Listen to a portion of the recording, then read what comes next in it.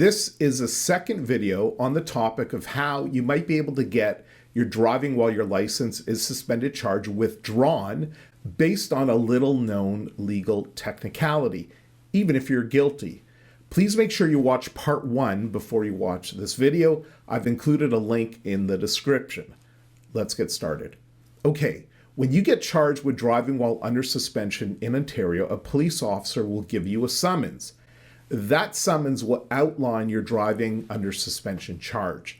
The summons will also have a date, time, and location letting you know where and how to go to court, and that court date will either be online or in person.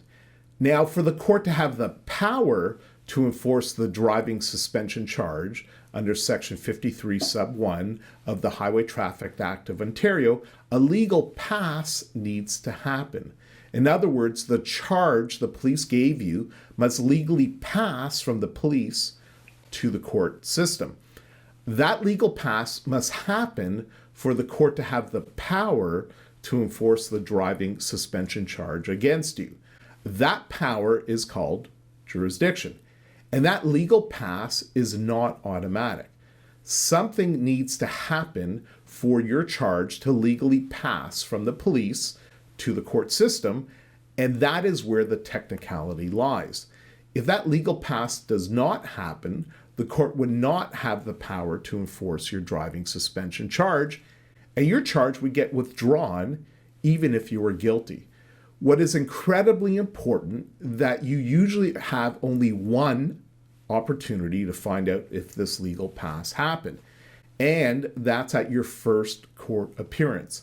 In other words, the first time you appear before the court for your driving while under suspension.